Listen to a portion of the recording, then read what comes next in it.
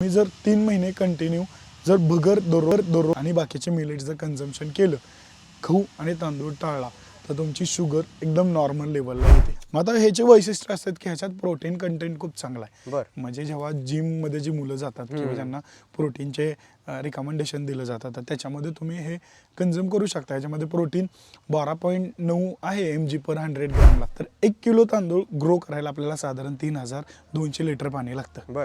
पण ज्वारी ग्रो करायला तुम्हाला 250 लिटरच पाणी लागतं 1 किलो.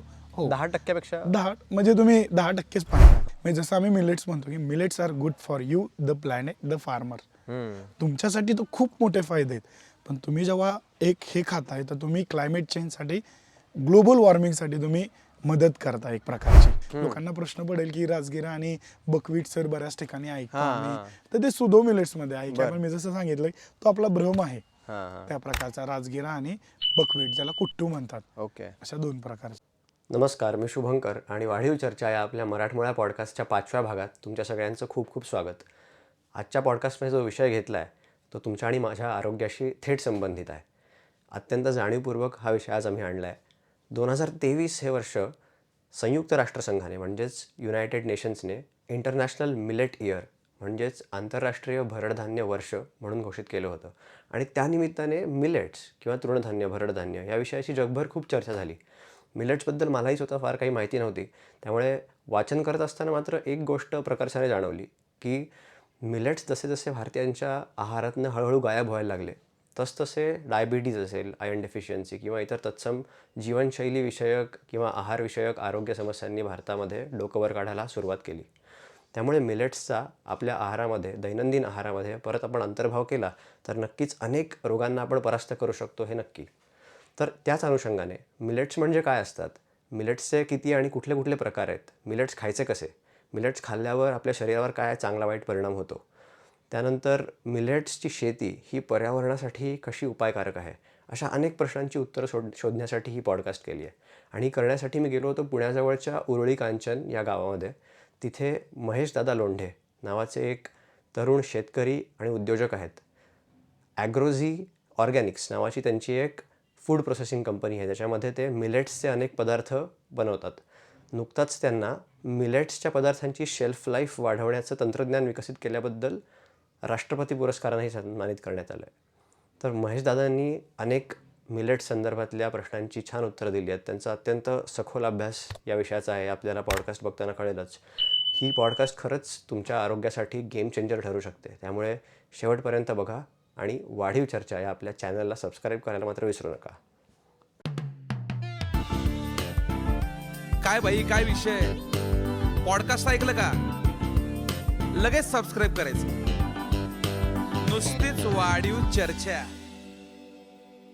नमस्कार महेशजी, कसे आहात? नमस्कार, एकदम छान. खूप खूप धन्यवाद तुमच्या व्यस्त एकदम वेळापत्रकातनं आमच्यासाठी आज वेळ काढल्याबद्दल.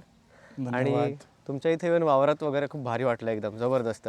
तुमच्याबद्दल थोडी वरवरनं मला माहिती आहे माझ्या काही परिचित व्यक्तींकडनं, पण थोडं जाणून घ्यायला आवडेल तुमच्याबद्दल की नेमकं तुम्ही काय करता आणि हा सगळा मिलेट्सचा तुम्ही जो उद्योग करताय त्याच्या मागची तुमची प्रेरणा काय आहे, कसं काय वळलात तुम्ही मिलेट क्षेत्राकडे?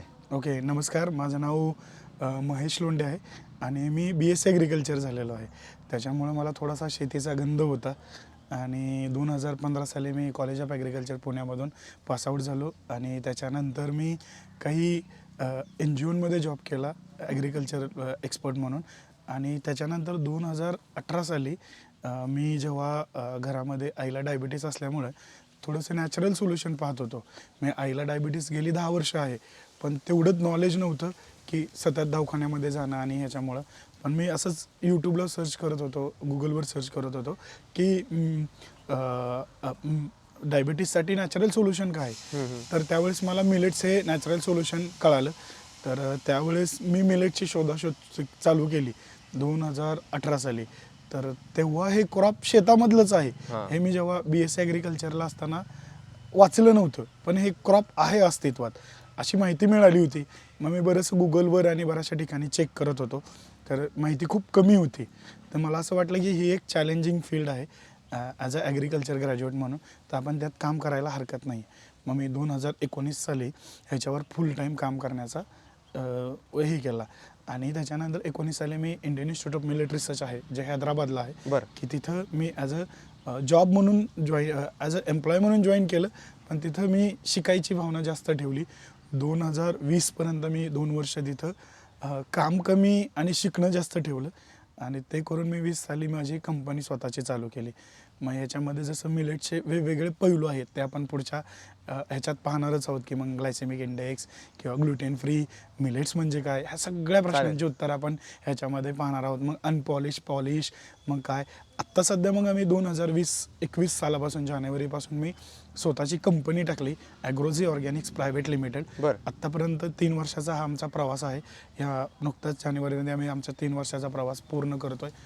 साधारण आमच्याकडे 150+ मिलेटचे वेगवेगळे पदार्थ आहेत. बरं. आम्ही बियाणापासून ते तुमच्या ताटापर्यंत असं पूर्ण मिलेट्समध्ये काम करतोय आणि मला असं वाटतं की मिलेट्ससाठी आम्ही पूर्ण डेडिकेटेडली काम करतोय, ज्याच्यामध्ये सगळ्या मिलेट्समध्ये काम करतोय. शेतकऱ्यांबरोबर शेतकऱ्यांचं उत्पन्न कसं वाढेल, न्यूट्रिशनल सिक्युरिटी कशी होईल ह्याच्यातनं, आणि लोकांपर्यंत जे काही हे धान्य आहेत म्हणजे बऱ्याचशा आता जेव्हा पाहत असतील लोक म्हणत असतील हे खूप महाग आहे किंवा हे गरिबांचं अन्न आहे, पण ते आता एवढं महाग का झालंय, तर त्याची बरीचशी कारणं आहेत. आपण ते बघूयात. आपण आंतरराष्ट्रीय भरड धान्य वर्ष पण साजरे करतोय, तर एक प्रश्नांचा उलगडा आपण करूया आज नक्कीच. बरोबर. आता तुम्ही आंतरराष्ट्रीय भरड धान्य विषय काढलात, कारण मला मिलेट म्हणजे काय माहीत नव्हतं. मग नंतर गुगल केलं तर कळलं आपलं ज्वारी बाजरीलाच मिलेट म्हणतात. बरोबर. तर इंटरनॅशनल मिलेट इयर 2023 हे जगाने डिक्लेअर केलेलं होतं. तर त्याच्याबद्दल थोडं सांगता का की काय होतं नेमकं हे आणि त्याच्या अंतर्गत काय काय ॲक्टिव्हिटीज जगभरात केल्या गेल्या? येस नक्कीच. आपण 2018 साली national year of millet celebrate केलं होतं. बरं. आणि त्याच्यानंतर भारतानेच युनायटेड नेशनला असेंब्लीमध्ये सांगितलं की आपण 2023 आंतरराष्ट्रीय भरडधान्य वर्ष म्हणून साजरी करूयात. मग त्याला साधारण 76 ते 80 देशांनी पाठिंबा दिला आणि आपण हे 2023 हे वर्ष आपण आंतरराष्ट्रीय भरडधान्य वर्ष म्हणून साजरी करत आहोत. हे साजरी करण्याचा त्याच्यामागचा खूप मोठा हेतू आहे. आपण बघतच असाल की आपल्याला शाश्वत गोल आहेत आपले, जे आपण ज्याला सस्टेनेबल डेव्हलपमेंट गोल आहे, त्यातला जो दुसरा गोल आहे झिरो हंगर, तर तो आपल्याला अचीव करायचा आहे 2030 पर्यंत. तर त्याच्यासाठी आपले प्रयत्न चालू आहे. आपण पाहतच असाल की सध्या भारतामध्ये खूप मोठ्या प्रमाणावर आयरन डिफिशियन्सी, भारतातच नाही जगभर तुम्ही जर बघितलं तर वर्ल्ड हेल्थ ऑर्गनायझेशनच्या रिपोर्टनुसार जगामध्ये 200 कोटी लोकांना आयरन डिफिशियन्सी ॲनिमिया आहे, की जो खूप मोठा प्रॉब्लेम आहे आपल्यामध्ये. मग तो प्रॉब्लेम कुणाला होतो आहे? लहान मुलांना, अडोल्संट गर्ल्स आहेत, प्रेग्नेंट लॅक्टेटिंग वुमन्स आहेत, आत्ता सिनियर सिटीजनांना पण खूप जणांना होतो आहे. तर असा जो मोठा एक मालन्यूट्रिशनमधला एक छोटा पार्क आहे आयर्न डिफिशियन्सी ॲनिमिया, ते अचीव करण्यासाठी असं वाटलं की बाबा मिलेट्स हे खूप शाश्वत आणि एक स्वस्त असं एक सोल्युशन आहे. त्याच्यामुळं आपण हे आंतरराष्ट्रीय भरडधान्य वर्ष म्हणून साजरी करतोय. दुसरा एक प्रॉब्लेम आहे की आपण जगातली कॅपिटल बनतोय सध्या डायबिटीसची, आणि जेव्हा डायबिटीस असतो तर त्यावेळेस बऱ्याचशा मोस्टली किलो जे आहे असलेलं तुम्ही अन्न खा किंवा ग्लुटेन फ्री खा, मग त्याला ऑप्शन म्हणून आपण मिलेट्सकडे बघतो. तर अशा प्रकारे आपण आंतरराष्ट्रीय भरडधान्य वर्ष सेलिब्रेट करतोय. पण मी ह्याच्या माध्यमातून सांगेल की आपल्याला आपण वर्ष साजरी करत असतो, सध्या आपल्यालाच मिलेट्स काय आहेत ते माहिती नाही आहेत. तर असं आम्ही म्हणतो की बाबा आपण हे फक्त वर्षच नाही तर पुढचे काही आपण 10 वर्ष, दशक आपण साजरी करूया आणि ह्याचा जास्तीत जास्त प्रचार आणि प्रसार करूया. मग आपण जरा मिलेट्सच्या फायद्यांबद्दल थोडं अजून जास्ती बोलू ना, कारण मला आठवतंय माझ्या आजी आजोबा ज्वारी बाजरीच्या भाकऱ्या खायचे, पण हळूहळू काय झालं माहित नाही, मी लहानपणापासून पोळ्याच खातो. हरित क्रांती झाली, गहू खूप सगळीकडे आला, गहू तांदूळ हेच मी खात आलो. बरोबर. पण अलीकडे जेव्हा मी थोडं वाचलं ग्लायसेमिक इंडेक्सबद्दल पदार्थांच्या, तेव्हा शॉक बसला की हे गहू तांदूळ खातोय म्हणजे मी रोगाला आमंत्रण देतोय. तर ज्वारी बाजरी का खाल्ली पाहिजे हे थोडंसं त्याच्या शास्त्रीय थोडी कारणं सांगाल का तुम्ही गहू तांदूळ सोडून? ओके. त्याच्यामध्ये शास्त्रीय न राहता एन्व्हायरमेंटली खूप चांगले म्हणजे त्याचे कारणं आहेत किंवा सोशली आहेत. आपण बघितलं तर आपण जेव्हा आता क्लायमेट चेंज ह्याच्यावर आत्ता COP28 झालं दुबईमध्ये, खूप मोठ्या चर्चासत्र झाली, पण ॲक्च्युअल हे त्याच्यासाठी खूप शाश्वत आहे, ज्याला आपण क्लायमेट स्मार्ट क्रॉप म्हणतो किंवा क्लायमेट रेझिलियंट हे ॲग्रिकल्चर ग्रो केलं जातं. जर तुम्ही विचार केला तर 1 किलो तांदूळ ग्रो करायला आपल्याला साधारण 3200 लिटर पाणी लागतं. पण ज्वारी ग्रो करायला तुम्हाला 250 लिटरच पाणी लागतं 1 किलो. 10% 10 म्हणजे तुम्ही 10%च पाणी लागतं. हा सगळ्यात मोठा फरक आहे. का खावं हा तर खूप मोठा फायदा आहे, पण कशासाठी खावं की तुम्ही एक प्रकारे म्हणजे जसं आम्ही मिलेट्स म्हणतो की millets are good for you, the planet, the farmer. तुमच्यासाठी तो खूप मोठे फायदे आहेत. पण तुम्ही जेव्हा एक हे खाताय तर तुम्ही क्लायमेट चेंजसाठी, ग्लोबल वॉर्मिंगसाठी तुम्ही मदत करता एक प्रकारची. बर बर बर. तर हा मोठा फायदा आहे. नंतर मग तुम्हीच गेलात की दुसरा जो पार्ट आहे आपण तो सगळ्यात महत्त्वाचा की शेतकरी. हां हे खूप कमी पाण्यामध्ये ग्रो होतात जसं मी तुम्हाला सांगितलं आता. प्लस याच्यामध्ये कुठलंही केमिकल, कुठलंही फर्टिलायझर, कुठल्याही प्रकारचा ह्याच्यावर भडीमार केला जात नाही केमिकलचा, की जो Organic कॅन्सरसाठी. fertilizer पण नाही. येस, ऑर्गॅनिक पण नाही, नॅचरली ग्रो केले जातात. हम्म. म्हणजे आम्ही जेव्हा शेतकऱ्यांबरोबर, साधारण आम्ही 4,500 शेतकऱ्यांबरोबर महाराष्ट्रात काम करतोय, तर आमचे शेतकरी काही त्याच्यामध्ये फक्त जास्तीत जास्त युरिया टाकतात. ती सवय झाली आहे शेतकऱ्यांना, म्हणून ते पण आम्ही कमी करतोय आता. म्हणजे याच्यात कुठल्याही प्रकारचं फर्टिलायझर पूर्ण नॅचरली ग्रो होतात. तुम्ही जर महाराष्ट्रातल्या आदिवासी भागामध्ये जर गेला त्या शेतकऱ्यांना इव्हन त्या केमिकल किंवा त्या ह्याच्या नावं सुद्धा माहिती नाहीये. हां तर अशा प्रकारे ते ग्रो केलं जातं. त्याच्यानंतर हेल्थ बेनिफिट खूप चांगले आहेत. आपण जसं बघितलं, तुम्ही म्हणलात ग्लायसेमिक इंडेक्स. हां. ग्लायसेमिक काय इंडेक्स प्रकार म्हणजे, काय असतो? हां. ग्लायसेमिक इंडेक्स म्हणजे जेव्हा तुम्ही जे एखादं धान्य खाता तर त्याचं तुमच्या बॉडीमध्ये जे काही शुगरचं जे काही कन्व्हर्जन होतं हां. ते खूप फास्ट होतं. हां मग ज्याच्यामध्ये तुम्ही जर भरड धान्याबद्दल आपण बोललो तर भरड धान्यामध्ये आपण एक उदाहरण घेऊया की ह्याच्यामध्ये तुम्ही जसं बघता ही भगर आहे, हां. ह्या 2 प्रकारच्या भगर आहेत अशा. हो, हो, हो. ही तुम्ही रेग्युलर खाता पांढरी आणि वाली ना? ही अनपॉलिश आहे. बरोबर. ते आपण बघूया नंतर त्या भागामध्ये. हां, हां. पण आपण जेव्हा ग्लायसेमिक इंडेक्स बद्दल बोलतोय हां. तर सगळ्यात म्हणजे धान्यांमध्ये सगळ्यात कमी ग्लायसेमिक इंडेक्स असलेलं म्हणजे भगर, बर. की ज्याचा 39 ग्लायसेमिक इंडेक्स आहे. अच्छा. म्हणजे जेव्हा तुम्ही ही भगर खाता, हां. म्हणजे आम्ही तर सजेस्ट करतो की ज्यांना मधुमेह आहे तर त्यांनी दिवसातनं एकदा तरी भगर खाल्लीच पाहिजे. बर. मग तो भगरचा तुम्ही साधारण भगरपासून अनेक प्रकार बनवू शकता, म्हणजे सकाळच्या नाश्त्यापासून ते रात्रीच्या जेवणापर्यंत. म्हणजे जेव्हा तुम्ही ग्लायसेमिक इंडेक्स ज्याचे जास्त आहेत, जसा गव्हाचा ग्लायसेमिक इंडेक्स हा 75 आहे, बर. की जेव्हा तुम्ही गहू खाता तर साधारण तुमचं 4 ते 5 तासामध्ये तुमचं जे काही खाल्लेलं जे काय आहे तर त्याचं शुगरमध्ये, ब्लडमध्ये कन्व्हर्जन होऊन ग्लुकोज जातं रक्तामध्ये हां, पटापट मिसळतं हां, गहू हां. खाल्ल्यानंतर, आणि भरडधान्य खाल्ल्यावर हळूहळू हळूहळू. खूप स्लो प्रोसेस, साधारण 12-13 तास लागतात बर बर बर. कन्व्हर्जन व्हायला. ते चांगलं हा शरीरासाठी. हा की तेवढा 12 तासात 13 तासामध्ये तुम्ही वेगवेगळे ऍक्टिव्हिटीज करून ते बर्न होतं. हां त्याच्यामुळे हे ग्लायसेमिक इंडेक्सचा हा खूप मोठा फायदा आहे. वेगवेगळे ग्लायसेमिक इंडेक्स आहेत. आणि आपण एक कार्बोहायड्रेट आणि फायबरचा जो काही रेशो आहे मिलेट्स मधला, तो बिलो 10 आहे. म्हणजे त्याचा ग्लायसेमिक इंडेक्सचाच संबंध जोडला जातो. अच्छा. म्हणजे त्याच्यामुळं ओके. हे सगळे जे काही मिलेट्स आहेत तर ते तुम्ही कन्झ्युम करू शकता. ग्लायसेमिक ज्याला जेव्हा आता तुम्हाला एक सेलेक्ट डिसीज म्हणून आलाय किंवा ग्लुटेन इंटॉलरन्स वगैरे लोक आहेत आता बरेचसे, की म्हणजे काही काही वेळेस लोकांना कळत सुद्धा नाही, म्हणजे त्रास होतो पण डॉक्टरांना पण आयडेंटिफाय होत नाही की ह्या माणसाला नेमकं काय होतंय. बर. असे खूप पेशंट आहेत आमच्याकडं, की नंतर जाणवतं की यार गहू आणि जेव्हा ग्लुटेन खातोय तर तेव्हा ते मला त्याचा त्रास होतोय. मग त्यांना तेव्हा कळतं की यार ह्याला ग्लुटेन इंटॉलरन्स झालाय, म्हणजे ह्याला कुठल्याच प्रकारचं ग्लुटेन जमत नाहीये. बरोबर. आणि तुमची दिवसाची सुरुवातच ग्लुटेननी होते. चहा, बटर हां. आणि बिस्किट, इथूनच तुमच्या दिवसाची सुरुवात करता तुम्ही नेहमी, बरेचसे लोक, बरोबर बरोबर. आणि त्यांना आयडेंटिफाय होत नाही ते. म्हणजे भरडधान्य जी आहेत ही फायबरची मात्रा वाढवतात बॉडीतली आपल्या, बरोबर. Yes, yes. आणि मी कुठेतरी वाचत होतो की जेव्हा आपण सकाळी शौचाला जातो तेव्हा गुदद्वारापाशी आपल्या फायबरचं एक आवरण असेल तरच ते मल व्यवस्थित बाहेर पडतं, digestion बरोबर. त्याच्यामध्ये. तर फायबर खूप आहे बेसिकली येस येस सगळ्या ह्याच्यात तुम्ही हे बघत असाल, हे ब्राऊन टॉप मिलेट आहे, ह्याला कन्नड म्हणजे कर्नाटक आणि आंध्रामध्ये खूप मोठ्या प्रमाणात ह्याचं फायबरचं प्रमाण खूप चांगलं आहे. बर. तर मग एक काम करू आपण.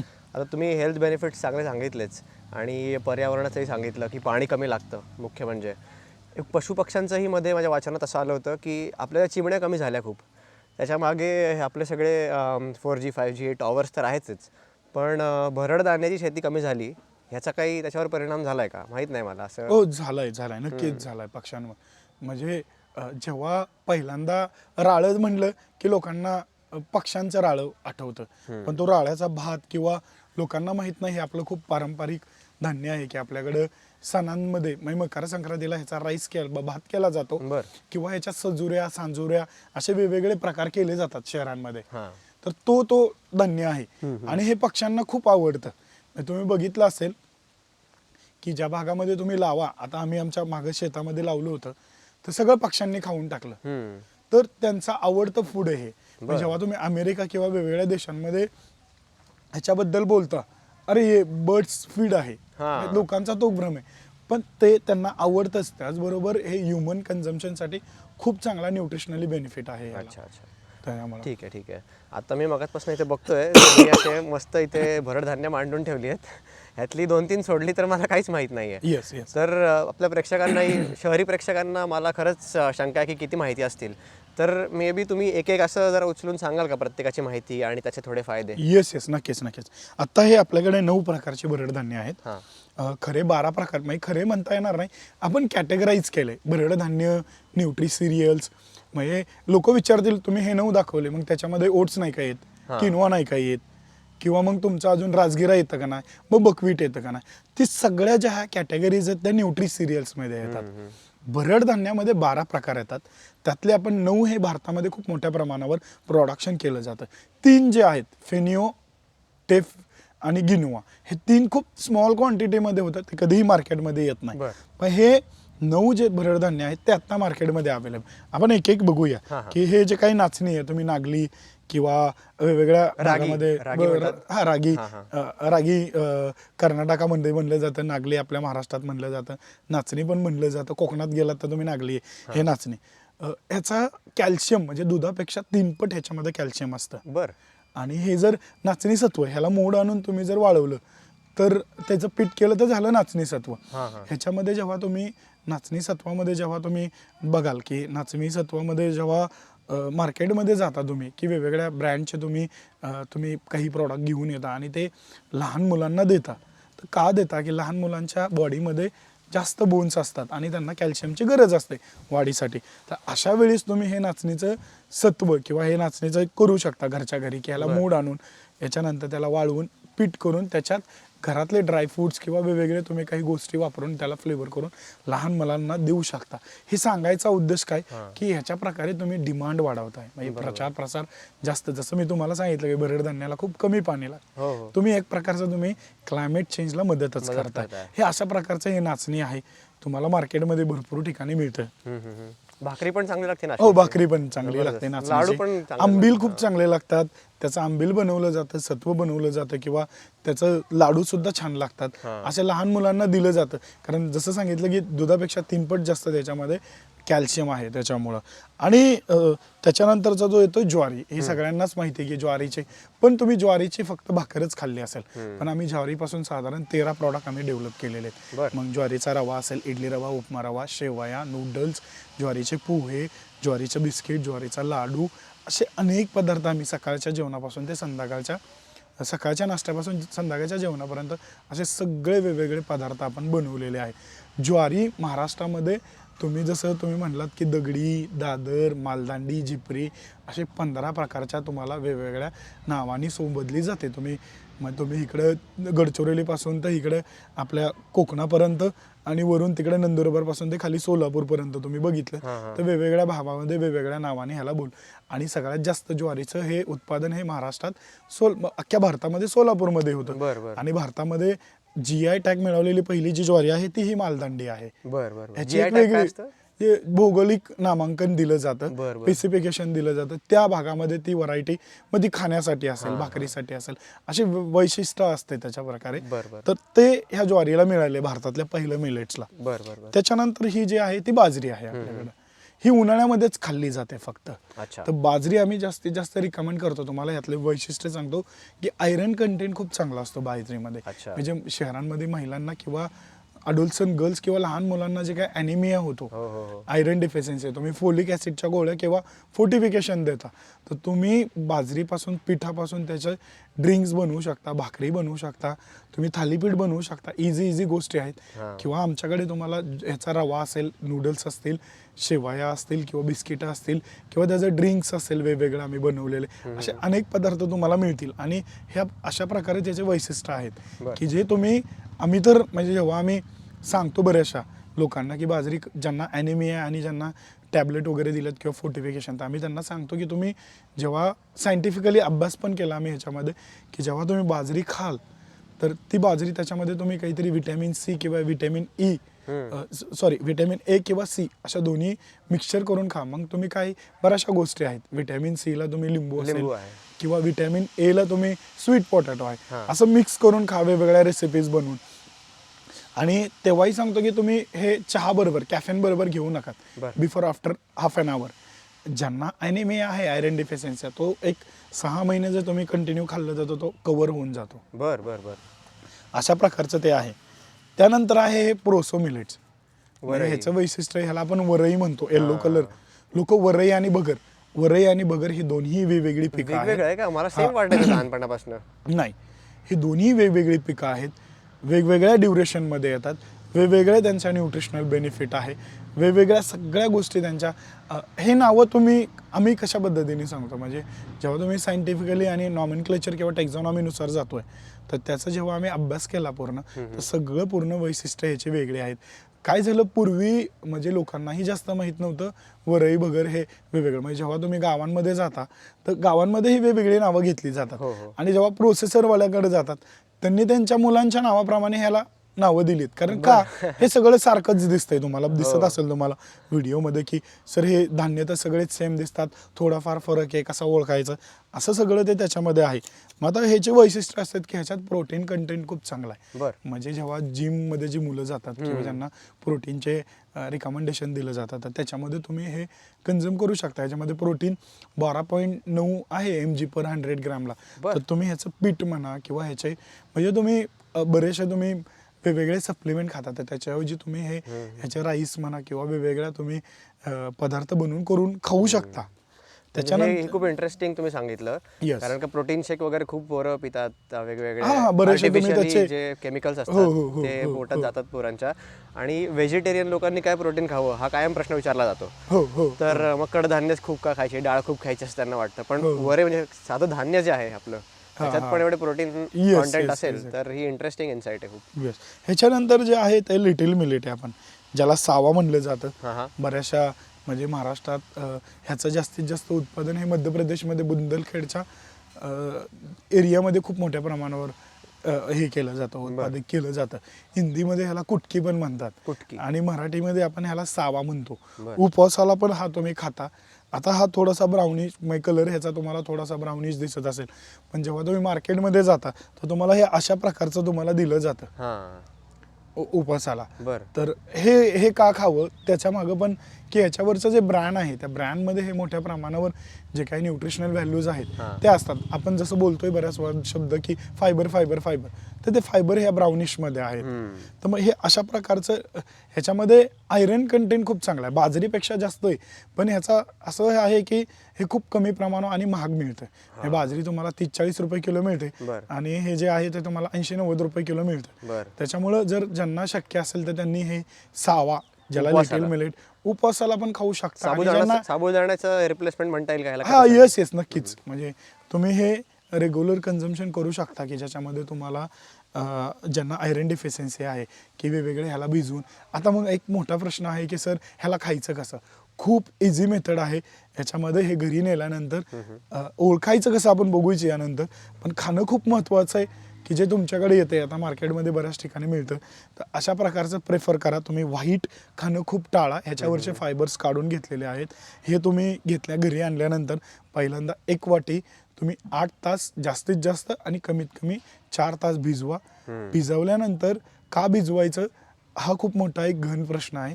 कारण मिलेट जसे न्यूट्रिएंट आहेत तसे अँटी न्यूट्रिएंट पण आहेत. जसं की फायटिक ॲसिड असतील, फॅटी ॲसिड असतील, ॲस्परजिलस असेल जेणेकरून तुम्हाला डायजेशनला आणि एक तुम्हाला पॉयझनिंग तुमच्या बॉडीमध्ये क्रिएट करू शकतं. त्याच्यामुळं तुम्हाला शक्यतो 99.99% सोकिंग करायचं. आणि जेव्हा सोक करता म्हणजे पाण्याबरोबर त्याचं ह्यातले जे काही फायटिक किंवा फॅटी ॲसिड किंवा पॉयझनिंग असतात ते लिचिंग होतात. ते तुम्ही 8 तास भिजवल्यानंतर ते पाणी फेकून द्यायचं. परत एकदा पाण्याने धुवायचं. 1 वाटी जर हे परत मिलेट्स सावा घेतला असेल तर 2 वाटी पाणी घ्यायचं. शक्यतो स्टीलच्या भांड्यामध्ये किंवा जास्तीत जास्त मातीच्या भांड्यामध्येच कुक करायचं. प्रेशर कुकरमध्ये करायचं नाही. अशा प्रकारे त्याचा एक कुकिंगचा आपण एक हे करू शकता तुम्ही. त्याच्यानंतर जो आहे कोडो मिलेट ह्याला आपल्याकडे महाराष्ट्रात हरिक म्हणतात. तुम्ही जेव्हा तुम्ही महाराष्ट्रामध्ये जेव्हा वेगवेगळ्या जिथं भात होतो तर त्या भातामध्ये एक प्रकारचं कणीस येतं. हां. तर ते कणीस त्याला ते जे आहे ते कोद्रा आहे बरं बरं. किंवा कोडो मिलेट म्हणतो आपण त्याला. आणि खूप मोठ्या प्रमाणावर लोकांना दिलं जातं. डायबेटिक पेशंटला खूप दिलं जातं. ह्यात फोलिक ॲसिड खूप चांगलं आहे. हां. तर ते तुम्ही कन्झ्युम करू शकता. फायबर्स चांगले आहेत आणि ह्याचा पण ग्लायसेमिक इंडेक्स खूप कमी आहे. साधारण 45 ग्लायसेमिक इंडेक्स आहे की जो तुम्ही डायबेटिक पेशंटसाठी तुम्ही रिकमेंड करतो आपण. म्हणजे तुम्ही डायबेटिक्स पेशंटसाठी ते 6 मिलेट्स आहेत किंवा आम्ही 6च नाही, आम्ही सगळे मिलेट्स तुम्ही अल्टरनेट डेज तुम्ही कन्झ्युम करू शकता. वेगवेगळ्या दिवशी वेगवेगळे पदार्थ बनवून त्याच्यामध्ये. बरं. आम्ही डिस्क्रिप्शनमध्ये तुम्हाला एक लिंक देतोय. त्या लिंकवर जाऊन साधारण 10,000 मिलेटच्या रेसिपीज आहेत त्या तुम्ही त्या बघू शकता आणि त्याच्या प्रकारे तुम्ही फॉलो करू शकता की काय काय बनवू शकता. हे आहे बगर. तुम्ही आता आपण बघितलंच आहे बराच वेळा फरक की बगर उपासाला का खावी. आणि त्याच्यानंतर त्यातला जो प्रकार आहे की जसं मी तुम्हाला आधी सांगितलं की डायबिटीससाठी बगर खूप चांगले. ज्या लोकांना डायबिटीस आहे त्या लोकांनी बगर रेग्युलर कन्झम्पशन करणं खूप गरजेचं आहे. जेणेकरून तुमचा जो काही डायबिटीस आहे तो तुम्ही जर आम्ही सांगतो आमच्याकडे जेव्हा आता बरेचसे वेगवेगळे लोक येतात तर तेव्हा आम्ही त्यांना सांगतो की तुम्ही रेग्युलर बगर कन्झम्पशन करा. जी लोक प्रामाणिकपणे करतात, कारण बरेचसे लोक आता आम्ही जेव्हा काम करतोय की सर जेव्हा मिलेट्स खायला चालू केले विकनेस फील होतोय, सर टेस्ट नाही लागत आहे. आणि लोक असंही करतात, मिलेट्स खातात त्याच्याबरोबर चपाती पण खातात, भात पण खातात आणि सर म्हणतात मी रेग्युलर मिलेट्स खातोय आणि पण मला माझं शुगरच कमी होत नाही आहे. तुम्हाला मी म्हणजे तुम्हाला एक सांगतो खूप चांगलं की याच्यामध्ये तुम्ही जर 3 महिने कंटिन्यू जर बगर दररोज आणि बाकीचे मिलेट्स जर कन्झम्पशन केलं, गहू आणि तांदूळ टाळला, तर तुमची शुगर एकदम नॉर्मल लेवलला येते. तुम्ही ट्राय करून बघा. आय थिंक की आपण नेक्स्ट पॉडकास्टमध्ये आपण एखादा आमचे जे काही वेगवेगळे कन्झ्युमर आहेत की ज्यांनी खूप स्ट्रिक्टली फॉलो करतात, खूप अमेझिंग रिझल्ट आहेत, तर लोकांना पण आपण बोलूया. खूप चांगल्या प्रकारे होतं, खूप इझी आहे. याच्यात काही मॅजिक सायन्स नाही आहे किंवा काही आपण नाविन्यपूर्ण असं काही इम्प्लिमेंट करत नाहोत. आपलं जे पारंपरिक आहे तेच पीक आपण हे करतोय. अशा प्रकारे ते बानियाडचं खूप महत्त्व आहे. ग्लायसेमिक इंडेक्सबद्दल बोललो, ग्लुटेन फ्रीबद्दल बोललोयच आपण. हे असं आहे. आणि तुमचा एखादा एक्सपिरियन्स आहे का राळमध्ये जायच्या आधी? असं काही एक्सपिरियन्स तुम्ही सांगू शकता का कुठल्या तुमच्या कन्झ्युमरचा एखादा की ज्याला काहीतरी दुर्धर आजार होता आणि मिलेट्समुळे बरंच त्यामध्ये काही इम्प्रूव्हमेंट झाली? येस, डायबिटीसमध्ये स्पेशली आहे. कारण डायबिटीसमध्ये आम्ही बघितलं की जसं यूट्यूबला व्हिडिओज आहे मॅजिक ऑफ मिलेट्स म्हणून, मिलेट अड्डाचं आमचं चॅनल आहे, त्याच्यावर तुम्ही पाहिलाच आहे तो एक साधारण 2 तासाचा व्हिडिओ आहे. त्याच्यामधून खूप लोक आमच्याकडे येतात, त्यावेळेस आम्ही रिकमेंड करतो. आम्ही स्वतः इन हाऊस बऱ्याचशा गोष्टी आम्ही चालू असतं, आमचं रिसर्च आणि डेव्हलपमेंट चालू असते. तर त्यावेळेस आम्ही जेव्हा बानियाड मिलेटवर काम करत होतो त्यावेळेस आम्हाला बरेचसे आम्ही प्रॉडक्ट डेव्हलप केलेले आहेत. आणि जेव्हा आमच्याकडे असे काही कन्झ्युमर येतात की ज्यांची शुगर 400-450 आहे, तर त्या कन्झ्युमरला आम्ही बानियाड मिलेट रिकमेंड करतो. तर असंच एक सासवडमधले एक गृहस्थ आहेत की ज्यांची शुगर 400-450 असायचे. थोडेसे मिडल क्लासमधले आहेत, थोडंसं म्हणजे तर ते पुण्यामध्ये त्यांनी डॉक्टरांचं पॅकेज घेतलं आहे म्हणजे डायबिटिक्ससाठी. आता तुम्ही बघत असाल की शहरांमध्ये खूप मोठ्या प्रकारे डायबिटीस म्हणजे खूप मोठा चॅलेंज झाला आहे आणि त्याच्यासाठी वेगवेगळे डॉक्टर पॅकेजेस, जसं वेगवेगळे तुम्हाला सबस्क्रिप्शन असतात तसे पॅकेज चालू झाले डॉक्टरांचे की वर्षभराचं एवढं तुम्ही घ्या पॅकेज, त्याच्यामध्ये आम्ही तुम्हाला डायबिटीस तुमचा कव्हर करायचा हे करतो. तर ते त्याला वैतागले होते, म्हणजे 3-4 वर्ष जे कंटिन्यू ते करत होते. त्यांनी तो व्हिडिओ बघितला आमचा मॅजिक ऑफ मिलेट्सचा आणि त्याच्यामध्ये आम्ही पूर्ण व्यवस्थित सांगितलं होतं आणि त्यानुसार ते आमच्याकडे आले. त्यांनी सांगितलं की मी आता थकलोय, पैशांनी वैतागलोय, खाण्यावर बाबतीत हे झालेलं आहे. म्हणजे सगळे त्यांनी त्यांची सगळी जे काय परिस्थिती मांडली आणि त्यांना आम्ही सांगितलं की हे 5 धान्य तुम्ही न्या, तुम्ही हे खा, हे ह्याच्या व्यतिरिक्त तुम्ही गहू आणि तांदूळ टाळायचा आहे. त्यांनी बऱ्याचशा गोष्टी फॉलो केल्या, नॉनव्हेज बंद केलं, ते गरज नव्हती पण त्यांना असं वाटलं की नाही मला रिझल्ट चांगला पाहिजे नाही. तर त्यांनी कंटिन्यू जे आपण आता बगर दाखवली ते एक टाईम खाणं, त्याच्यामध्ये पण ते फक्त फर्मेंटेशन करून खातात. म्हणजे फर्मेंटेशन म्हणजे काय, जे जसं मी आता तुम्हाला सोकिंग सांगितलं, सोकिंग केल्यानंतर जे राईस तुम्ही बनवता तो राईस तुम्ही भाज्यांबरोबर खाऊ शकता. पण त्यांनी तसं न करता त्यांना शुगर लेवल त्यांची कंट्रोलमध्ये करायची होती, म्हणून त्यांनी काय केलं की जे काही आपण राईस बनवतो, राईस न बनवता एक पोरेज बनवतो आपण, त्याचं म्हणजे फर्मेंटेशन एक ड्रिंक बनवतो की जे तुम्हाला विदाऊट मीठ वगैरे न करता फक्त ते कन्झ्युम करायचं. तर त्या प्रकारे त्यांनी कन्झ्युम केलं. मग ते कसं करतात, जर आता 1 वाटी आपण ते जर धान्य घेतलं तर 10 वाट्या पाणी घ्यायचं आणि ते बॉईल करायचं. आणि बॉईल केल्यानंतर एका फडक्यामध्ये बांधायचं. त्याचे जे काय वॉटर आहे ते हे करायचं, ड्रेन करायचं, आणि जो काही सॉलिड पेर्शन आहे तो तुम्ही दिवसभर कन्झ्युम करू शकता. बरं. असं त्यांनी बार्नयार्ड मिलेट रेग्युलर खाल्लं. आणि बाकीचे जे काही 5 मिलेट्स आहे म्हणजे ज्या वरई बगर, राळं, खोदरा, सावा, सामा, तर त्यांनी अशा प्रकारचं ते कन्झम्पशन ठेवलं. आता त्यांचे 3 महिने पूर्ण झाले. त्यांची शुगर लेवल 450-400 असायची, आता ते 100-120 झाले एकदम. बरं. असे रिझल्ट आहेत, खूप आहेत असे कस्टमर. आणि जेव्हा आता आम्ही काम करतोय तर आमच्याकडे असे रेग्युलर कस्टमर आहे, आम्ही कधी त्यांचे टेस्टिमोनियल किंवा काही असं घेत नाही, पण खूप आहेत. म्हणजे जेव्हा आता आम्ही साधारण 12-13 हजार लोकांबरोबर काम करतोय तर चांगले चांगले रिझल्ट आहे. असे आम्ही आता आपल्या माध्यमातून आपण काढूया एक एक अशा हिरे. कारण बऱ्याचशा लोकांना म्हणजे तुम्ही जेव्हा कधी विचारता तुम्हाला असं माहीत नसेल की डायबिटीस हा कोणाला माहीत नसेल. कोणाच्या तरी कोणाच्या घरामध्ये असतोच. म्हणजे मामाला तरी असतो, काकाला तरी असतो, आजी आजोबांना, आई वडिलांना तरी असतो किंवा भावाला. आता टाईप 2 पण डायबिटीस आलेला आहे. अगदी लहान मुलांना पण डायबिटीस होतो, 5 वर्षाच्या खालच्या मुलांना पण डायबिटीस होतो. असं ते एक आहे उदाहरण. बरोबर. त्याच्यानंतर आपल्या शेवटचं जे काही राळं आहे, राळं म्हणलं की लोकांना पटकन आठवतं ते पक्षाचं. पण राळं हे आपलं खाणं पण आहे. म्हणजे तुम्ही पूर्वी जर म्हणजे आम्ही जेव्हा शेतकऱ्यांबरोबर काम करतो, आता ह्या वर्षी तर आंतरराष्ट्रीय भरड धान्य वर्ष साजरी करतोय, पण राळ्याचं किंवा मिलेट्सच प्रोडक्शन खूप कमी झाले. पण जेव्हा आम्ही काही वर्कशॉपमध्ये शेतकऱ्यांबरोबर काम केलं तेव्हा आम्ही काही सर्वे केलेला की यार मागील 10-20 वर्षांमध्ये तुमच्या शेतांमध्ये कुठली कुठली पिकं होती. 50-60% हीच पिकं होती सगळी. त्याच्या मागे गेलं तर सगळी हीच पिकं होती आधी. मग ते त्यातलं राळ आहे. म्हणजे राळचं तुम्हाला जसं सांगितलं की आपण वेगवेगळ्या सजुऱ्या भात वगैरे खातो, रेग्युलर कन्झम्पशन पक्ष्यांना पण दिलं जातं, पण पक्ष्यांना ह्याच्यावरती कवर असतात. हा राळ्याचा तांदूळ आहे आपण किंवा राईस किंवा भात म्हणतो आपण त्याला, तो आहे. आणि जे कवर असले ते पक्ष्यांना दिलं जातं आणि पक्ष्यांचं खूप आवडीचं आहे. ह्याच्यात पण प्रोटीन कंटेंट खूप चांगला आहे.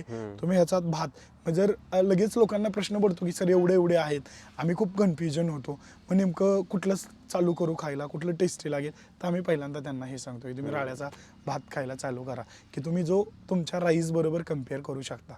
खूप वेळा प्रश्न येतो की सर राईसला टेस्ट असणारा एखादा मिलेट्स सांगा की आम्ही जे पटकन चालू करू शकतो आणि असं फील नाही होणार. कारण मिलेट्स टेस्टलेस आहेत, ग्लुटेन फ्री आहेत, लो ग्लायसेमिक इंडेक्स आहे.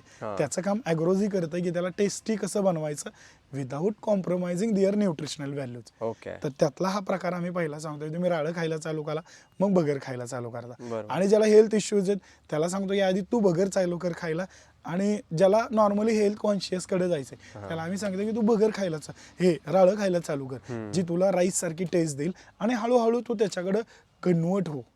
आम्ही असं सांगत नाही की तुम्हाला एखादा डिसीज आहे किंवा काही आहे आणि तुम्ही काही पिरियडमध्येच खा नंतर मग तुम्ही परत ह्याच्याकडे, असं ही तुम्हाला लाईफस्टाईल बनवायची, हे आपलंच अन्न नाही, असं काही कुठून तरी इंट्रोड्यूस केलेलं नाही. अशा प्रकारे आहेत हे सगळे. आपण असे 9 प्रकारचे सगळे भरड धान्य बघितले. ह्याच्यामध्ये जो सुदो मिलेट्स आहे 2, लोकांना प्रश्न पडेल की राजगिरा आणि बकवीट सर बऱ्याच ठिकाणी ऐकतो आम्ही, तर ते सुदो मिलेट्स मध्ये आहे की आपण मी जसं सांगितलं तो आपला भ्रम आहे त्या प्रकारचा राजगिरा आणि बकवीट, ज्याला कुट्टू म्हणतात. अशा 2 प्रकारचे. तर महेशजी तुम्ही खूपच जबरदस्त ह्या 9 मिलेट्सची माहिती दिली. म्हणजे माझा स्वतःचा एक्सपिरियन्स आहे असा, गेल्या 10-12 दिवसापासून पुण्यात आल्यापासून माझी आई रोज मला ज्वारी भाकरीची भाकरी देते. म्हणजे तिने मला ऑप्शन दिला पोळी पण ती बनवून देऊ शकते मला, पण मी तिला सांगितलं की नाही मला ज्वारी बाजरी पाहिजे. इंटरनॅशनल मिलेट इयर संपत आलं आहे, मला बघायचं आहे खरंच की रोज मिलेट खाऊन काय होतं. आणि माझा व्यायाम वगैरे चालू असतो आणि त्यात काही बदल नाही आहे, पण मी फक्त पोळी आणि भाताच्या ऐवजी आता फक्त ज्वारी बाजरी खातो आणि शरीरात एक वेगळाच असा कणखरपणा मला जाणवतोय नक्की. म्हणजे उगाच सांगत नाही आहे, अगदी माझा एक्सपिरियन्स आहे. आणि म्हणून हा पॉडकास्ट पण मला करायचा होता की लोकांपर्यंत जाऊ दे की तुम्ही गहू तांदूळ खरं सोडलं पाहिजे, साखर यासारखे पदार्थ सोडले पाहिजेत आणि पूर्ण मिलेटकडे शिफ्ट झालं पाहिजे. तर ह्याच्या संदर्भामध्ये अजून एक प्रश्न मला असा होता की मगाशी आपण बोलताना तुम्ही म्हटलात की गावाकडे थोडा मिलेट्स म्हणजे ज्वारी बाजरी भाकरी या प्रकाराशी थोडा सोशल स्टिग्मा अटॅच्ड आहे. म्हणजे शहरातनं कोणी गावाकडे गेलं समजा तर त्याला ते भाकरीऐवजी थोडं पोळी विचारतात. तर त्या संदर्भात तुम्ही सांगू शकाल का? मला कळत नाही असं का आहे, मला स्वतःला भाकरी जास्ती रॉयल वाटते. येस नक्कीच. पण तुम्ही बघत असाल की हे तुम्ही जेव्हा भरड धान्य म्हणलं की हे गरिबांचं अन्न आहे असं ते हे केलं जातं. पण आता जसं इंटरनॅशनल इयर आपण जसं आंतरराष्ट्रीय भरड धान्य सेलिब्रेट करतोय तसं हे श्रीमंतांचं अन्न बनत चाललेलं आहे. पण तुम्ही जसं बोललात की एक स्टिग्मा आहे. म्हणजे जर तुम्ही गावांकडे जर गेलात कधी तुम्ही तर की गावामध्ये भाकरीच रेग्युलर खाल्ली जाते 2 टाइम, पण गावामध्ये जर एखादा पाहुणा येणार असेल कोणाच्या घरामध्ये तर तेव्हा चपाती केली जाते. कारण त्यांना असं वाटतं की चपाती एक प्रेस्टिजियस आहे, पण आपल्या एवढ्या सगळ्या आपल्या जे काय बोलण्यात आहे की ते आपलं अन्न नाहीच आहे. चपाती म्हणजे गहू हा आपला नाहीच आहे. आपण अमेरिकेमधून हा इथं आणून तो इंट्रोड्यूस केलेला आहे. हे आपलं अन्न आहे. पण आत्ता जसं आंतरराष्ट्रीय भरड धान्य वर्ष साजरी करतोय किंवा जसं आपण आता डायबेटिक कॅपिटल बनायला लागलोय, तसं आता गहू हा गरिबांचा बनत चाललाय आणि मिलेट्स हे आता श्रीमंतांचं अन्न बनत चाललंय. हे तुम्हाला वेळोवेळी जाणवेल. म्हणजे तुम्ही आता मिलेट्सचे भाव जे काय आहेत ते गगनाला पोचलेले आहेत. म्हणजे तुम्ही गहू 20-30 रुपये किलो मिळतो, पण मिलेट्स हे 150, 200, 300, 400, 500 रुपये किलोपर्यंत झालेले आहेत. तो एक स्टिग्मा आहे. पण हळूहळू आपण जसं जसं की शेतकऱ्यांना आपण आता सध्या चाललंय, म्हणजे आम्ही स्वतः ॲग्रोझी ऑर्गॅनिक्स शेतकऱ्यांमध्ये अवेअरनेस क्रिएट करतोय. वेगवेगळे आम्ही हे उभे करतोय आपण सगळे की वेगवेगळे की उत्पन्न कसं वाढवता येईल. आणि ह्याला तुम्हाला नवल वाटेल की हे जे काही ज्या भागामध्ये जे ग्रो होते त्या भागामधले शेतकरीच खात नाहीत महिला. म्हणजे तुम्ही जेव्हा आता ट्रायबल रिजनमध्ये तुम्ही बघता माल न्यूट्रिशन, म्हणजे जगामध्ये 2 प्रॉब्लेम आहेत सगळ्यात मोठे, एक क्लायमेट चेंज आणि दुसरा माल न्यूट्रिशन सध्याचा. हे दोन्ही प्रॉब्लेम तुम्हाला त्या ट्रायबल रिजनमध्ये बघायला मिळतील. तर जेव्हा आता तुम्ही माल न्यूट्रिशनवर काम करता तर हे भरड धान्य खूप चांगलं काम करतात त्याच्यावर, पण ती लोक कन्झ्युम करत नाही. कारण त्याच्यामधला जो प्रॉब्लेम आहे की त्याच्यावरचं कव्हर काढणं ते तिथं काम होत नाही. पण त्याच्यासाठी आम्ही ॲग्रोझी म्हणून काम करतोय. जसं तुम्ही बोललात की क्लिनिकल ट्रायल आणि सायंटिफिक वे पण खूप काम चांगलं. आपण जसं मी तुम्हाला म्हणलं की आम्ही एक न्यूट्री डब्बा जो डेव्हलप केला आहे की ज्याच्यामध्ये आपण मुलांना सप्लाय करतोय वेगवेगळे पदार्थ. ह्याच्यामध्ये आम्ही महिलांना तिथल्या गावातल्या प्रोत्साहन देतोय की तुम्ही भरडधान्य जास्तीत जास्त ग्रो करा. तेवढं न करता थांबता की त्या भागामध्ये जे काही म्हणजे तुम्ही जर जेव्हा ट्रायबल रिजनमध्ये जाता, आदिवासी भागामध्ये ज्याच्यावर पावसावर आधारित शेती असते, त्याच्यानंतर लोक मायग्रेट होतात शहरांमध्ये त्यांच्या लाईव्हलीहूड ॲक्टिव्हिटीजसाठी. तर आम्ही फक्त भरडधान्य ग्रोच नाही करत, तर त्याचे वेगवेगळे पदार्थ बनवायचं प्रशिक्षण देतोय आणि त्यांच्याकडून आम्ही क्वालिटी मटेरियल घेऊन आपण वेगवेगळ्या भागामध्ये भारताच्या आपण सप्लाय करतोय. आणि हे ह्यातनं आम्हाला ह्या हेतू आहे की ह्या भरडधान्यांचं कन्झम्पशन हे त्या भागामध्ये जास्तीत जास्त झालं पाहिजे. जो काय आपण माल न्यूट्रिशन आहे तर त्याला एक प्रकारे सपोर्ट करा, म्हणजे त्याला टॅकल करायचा प्रयत्न करतोय. आणि प्लस क्लायमेट चेंज सारख्या आता आपण जे काही सतत बोलतोय वातावरणात बदल, तर त्याला एक आम्ही एक खूप छोटासा सपोर्ट करतोय त्यातनं. नाही, खूपच भारी महेश दादा. तुमचं मिशन जे आहे हे भरड धान्य सगळ्यांपर्यंत पोहोचवायचं, मला यात सहभागी व्हायची इच्छा आहे. आणि या एका पॉडकास्टवर आपण नको थांबायला, आपण अजून पुढे करूया. एक तुम्ही जास्त कशी माहिती दिली एकेका मिलेटची, तसं आपण अजून डीप डाईव्ह करणारे व्हिडिओ बनवू की एक रेसिपी कशी बनवायची, जेणेकरून ते घराघराचा भाग होईल मिलेट. आणि हे एक इंटरनॅशनल मिलेट इयर न करता पुढचं दशक आपण इंटरनॅशनल मिलेट डेकेड म्हणून असं काहीतरी साजरं करू. आणि ज्यायोगे भारतीयांची पब्लिक हेल्थ जो क्रायसिस आहे सध्या डायबिटीज आणि इतर रोगांचा, त्याच्यावर आपल्याला मात करता येईल. आपण परत भेटू आणि अजून इंटरेस्टिंग असे व्हिडिओज करू आपल्या प्रेक्षकांसाठी. येस नक्कीच. धन्यवाद बोलवल्याबद्दल. धन्यवाद, खूप खूप धन्यवाद वेळ दिल्याबद्दल. नुसतीच वाढीव चर्चा.